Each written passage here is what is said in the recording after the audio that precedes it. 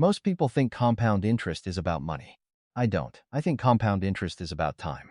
And that sounds like a small distinction until you realize it completely changes how you see investing, debt, inflation, retirement, and pretty much every financial decision you'll ever make. Hey, I'm Brian, and I spend way too much time thinking about how small financial decisions create massive long-term consequences. And one thing I've noticed is that almost everyone looks at percentages the wrong way. Someone says an investment earns 8%. A savings account earns 4%. Inflation is 3%. A credit card charges 24%. We hear those numbers, nod our heads, and move on. But here's the problem. Your brain has almost no intuitive understanding of what those percentages actually mean over time. It's like someone telling you a car is moving at 60 miles per hour without telling you how far away the destination is. The speed matters. But without the timeline, you're missing the most important piece of information. And that's the engineering mistake everyone makes.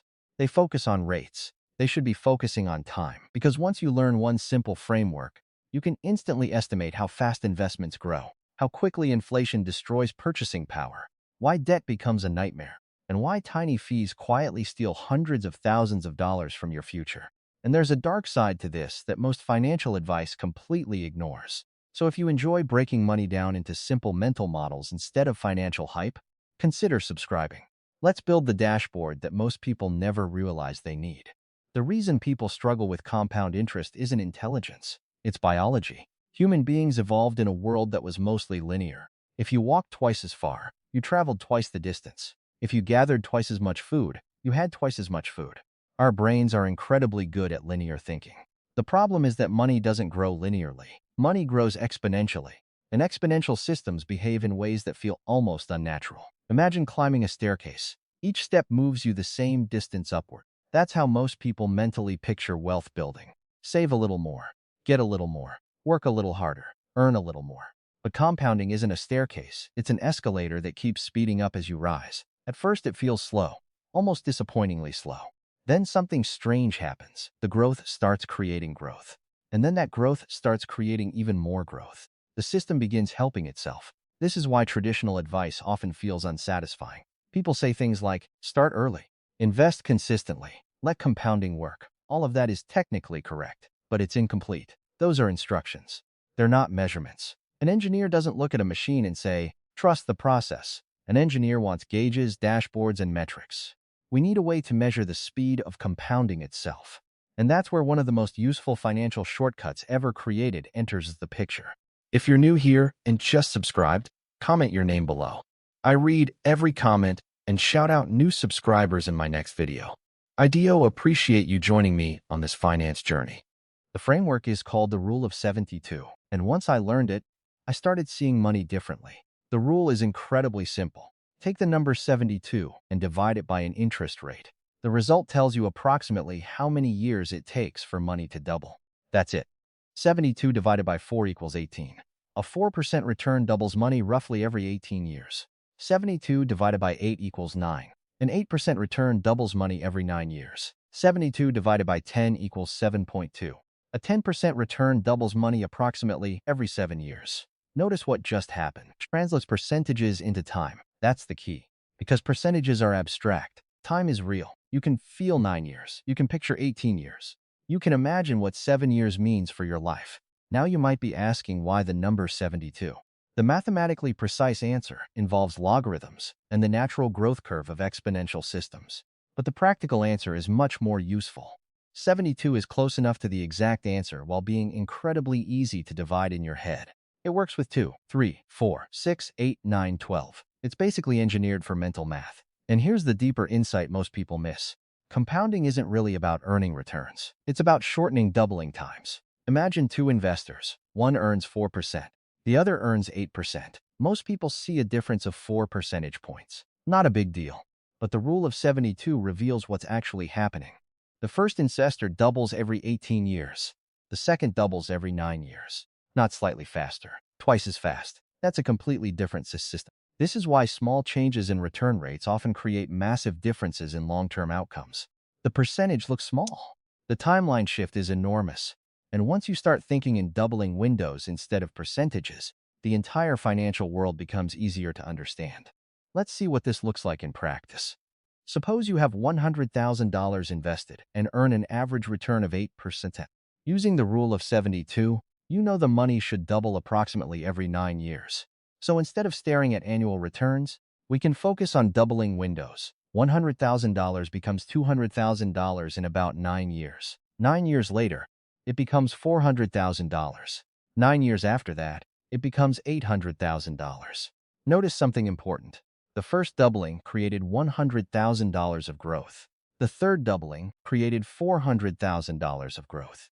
The exact same process, completely different result. This is why wealthy investors often think differently than everyone else. They're not obsessed with today's account balance. They're obsessed with how many future doublings remain. A 30-year-old investor might have 4 decades ahead.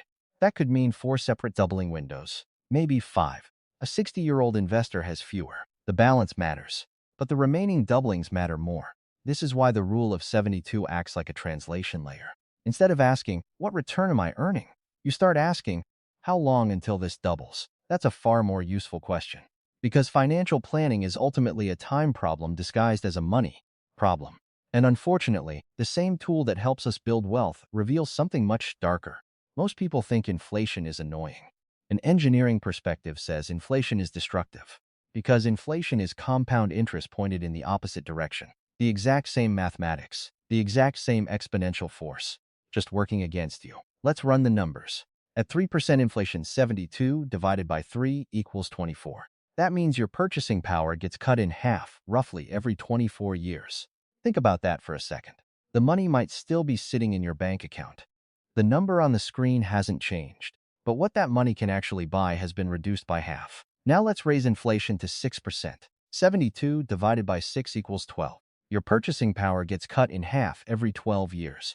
$100,000 of purchasing power becomes the equivalent of $50,000, then $25,000, then $12,500. Not because anyone stole it, not because you made a mistake, simply because time passed. This is why inflation is such a dangerous force psychologically. It's the financial version of the boiling frog.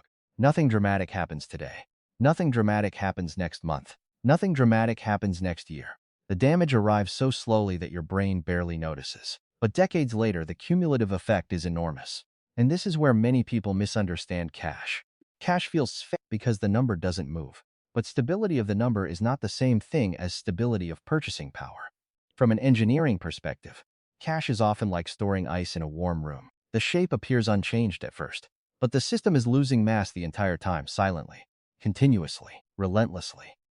And once you understand that inflation has its own doubling, or more accurately, halving, schedule, you start viewing idle money very differently. Because the rule of 72 isn't just a wealth-building tool. It's a detector. It reveals whether time is working for you or against you. And if inflation is the slow-moving villain in this story, high-interest debt is the monster that kicks the door down. Because the rule of 72 doesn't care whether you're building an asset or carrying a liability. The math is identical. Let's take a common credit card interest rate of 24%. 72 divided by 24 equals 3. 3 years. That's all it takes for the debt to double. Now compare that to a stock market portfolio earning 8%.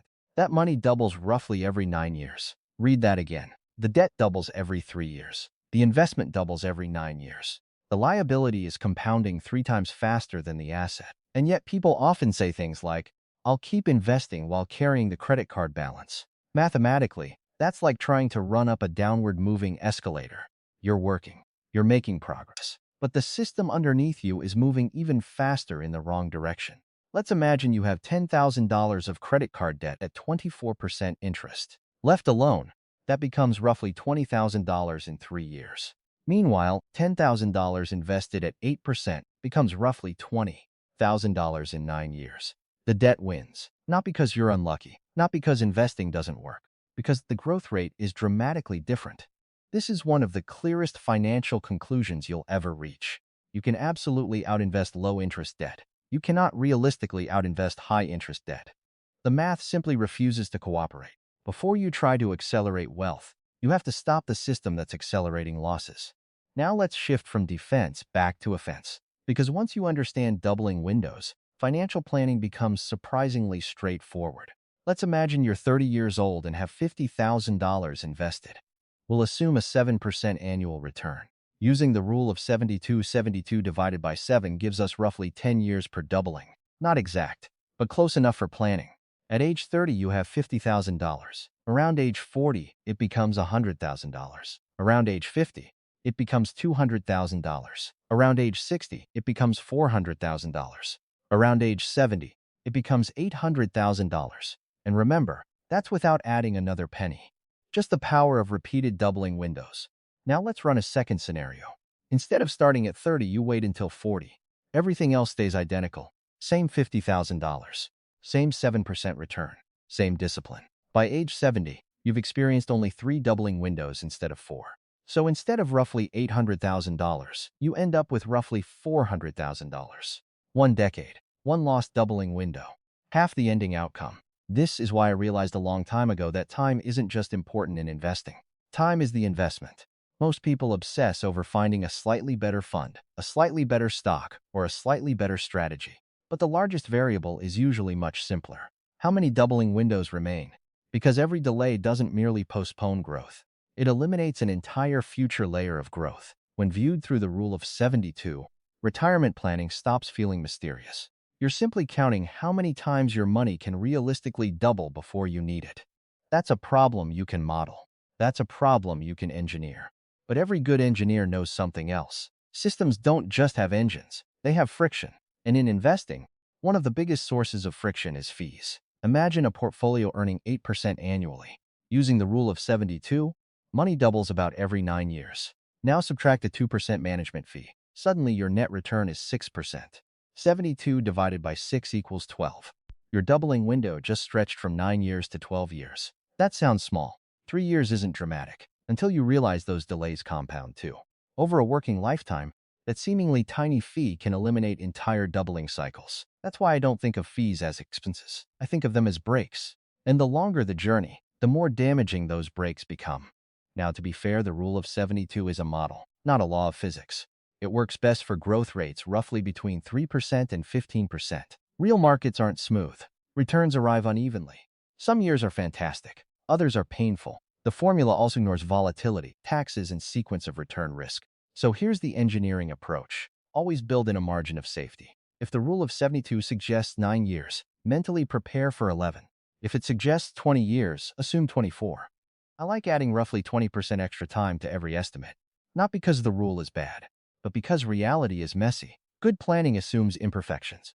And ultimately, that's why I think the rule of 72 is one of the most useful financial tools ever created. Not because it predicts the future perfectly, because it changes how you think. Every time you see an investment return, convert it into a doubling time. Every time you see an inflation rate, convert it into a purchasing power halving time.